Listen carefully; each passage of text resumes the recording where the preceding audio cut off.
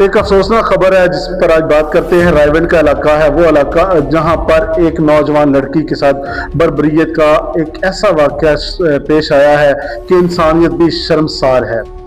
वाकया भी इस इलाके के अंदर है जो वजीर आला का अपना घर है। रायवंड के अंदर नौजवान लड़की है जो कि बस के अंदर सवार होने की कोशिश करती है। वो पाकिस्तान की रहने वाली बेटी है, पाकिस्तान की एक लड़की है, नौजवान है। उसका जुर्म क्या है? पाकिस्तान में कोई इसराइल से आई हुई वो लोग नहीं है, और जो उसके साथ दरिंदगी का मुजाहरा करता है वो भी कोई इसराइल का फौजी नहीं है, पाकिस्तान का एक नौजवान है। और चलती बस है, इतने ज्यादा लोग हैं और कुछ लोग बाइक्स पर भी गुजर रहे हैं, दूसरी गाड़ियों पर गुजर रहे हैं। सरेराम सड़क के ऊपर ये सारा हादसा हो रहा है और कोई रोक नहीं रहा। बल्कि अलमिया ये है कि आप वीडियो देख रहे हैं, लोग वीडियो बना रहे हैं। इस वक्त हमारी सूरत ऐसी बनी हुई कि हम जुल्म और बर्बरियत को रोकने की बजाय वीडियो बनाने में ज्यादा दिलचस्पी लेते हैं। मैं तफसील से इस वाकये का जिक्र करता हूँ, जरा दिल थाम के और अपने जज्बात को कंट्रोल करके आपने सुनना है, वो हौसला भी रखना है। अगर आप किसी बहन के भाई हैं, किसी बेटी के बाप हैं, तो ये आपको दहला देगा। और आप माँ हैं, आप बहन हैं, एक या किसी के बेटे हैं या बेटी हैं, तो तब भी ये वाकया आपको रोने पर मजबूर कर देगा। क्योंकि ये बर्बरियत का वाकया पेश कहां पर आया? लाहौर पाकिस्तान का सबसे बड़ा और कराची के बाद शहर है, दारुल हुकूमत है। इस वक्त नून लीग की हुकूमत है और नून लीग आप जानते हैं सारी की सारी सबसे ज्यादा मजबूत तरीन लाहौर के अंदर है।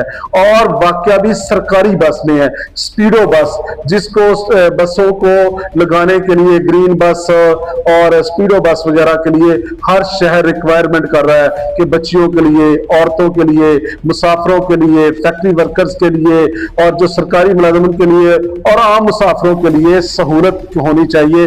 सरकारी तौर पर एक बस चलनी चाहिए और लाहौर के अंदर जो चलती इसका नाम है स्पीडो बस। उस स्पीडो बस के अंदर ये वाकया होता है। नौजवान लड़की है, जैसे आप देख रहे हैं, वो उसमें सवार होने की कोशिश करती है। जब गाड़ी के अंदर सवार होने की कोशिश करती है तो वो कंडक्टर है जो वो उसको धक्का देके बाहर कर देता है कि तुमने नहीं होना। लेकिन वो लड़की फिर कोशिश करती है, शायद उसके मुंह से कोई गलत बात भी निकल जाती है, तो वो नौजवान कंडक्टर जो है वो तहजीब को, शर्म को, हया को, सबको पसे पुश डालकर नीचे उतरता है और वो उस लड़की पर उस पल पड़ता है हैवानों की तरह और बोलने लगता है ऐसे कि जैसे वो किसी और कौम से, किसी और नस्ल से या कहीं इंडिया से उठ के आ गई है, और या ये वो बच्ची पाकिस्तानी है और ये कंडक्टर इसराइल से ताल्लुक रखने वाला वो फौजी है। और उसको थप्पड़ मारता है, उसको गिरा देता है। फिर दोबारा वो बच्ची उठती है, दोबारा सवार होने की कोशिश करती है।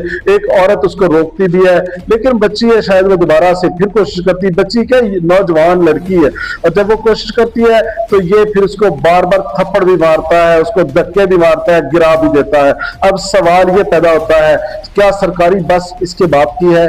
क्या इसके घर की है? क्या ये मालिक है? और क्या किसी भी लड़के को, किसी भी नौजवान को, किसी नौजवान लड़की को धक्का मारने का, थप्पड़ मारने का और इस तरह सरे बाजार, सरे आम सड़क पर रुसवा करने का हक है? हाँ, उसके बाद पुलिस को जब पता चला, पुलिस हरकत में आई और इसको गिरफ्तार करके इस वक्त इसके खिलाफ मुकदमा भी दर्ज कर लिया गया है। आप इसकी फुटेज भी देख रहे हैं कि इस वक्त ये पुलिस की हिरासत में है और ये पकड़ा जा चुका है। इसके खिलाफ जो केस भी हो चुका है और इसको नौकरी से भी निकाल दिया गया है। लेकिन सवाल ये पैदा होता है कि हम अपने किसी भी अदारे में किसी नौजवान को जब नौकरी देते हैं तो क्या हम सिर्फ उसको नौकरी देते हैं? क्या हम इखलाकियात के लिहाज से उनकी तरबियत करना किसी अदारे में शामिल नहीं है? और वो ऐसा हर वाकया और हर मुलाजम जो कि आम आवाम के साथ डायरेक्टली जिसका राब्ता रहता है, उसको इस बात की सबसे पहले तरबियत देने की जरूरत है कि किसी लड़की को, किसी औरत को देखें तो अपने घर के अंदर ये जरूर देखें कि आपकी माँ और बहन बेटी अगर इस सूरत हाल से गुजरे तो वक्त उनके ऊपर क्या गुजरेगी। और यहाँ पर मियां शहबाज शरीफ साहब को, हुकूमत को, मोहतरमा मरियम नवाज साहिबा को, इन सब को भी ये कोशिश करनी चाहिए कि कोई लाहे अमल, कोई ऐसी चीज जरूर बनाएं, इस तरह का तरीकाकार वजह करें कि इस तरह के वाकया दोबारा पेश ना आ सकें। आप इसके बारे में क्या कहते हैं? अपनी कमेंट्स सेक्शन में अपनी राय का इजहार कीजिएगा। चैनल पसंद आए तो सब्सक्राइब करना मत भूलिएगा।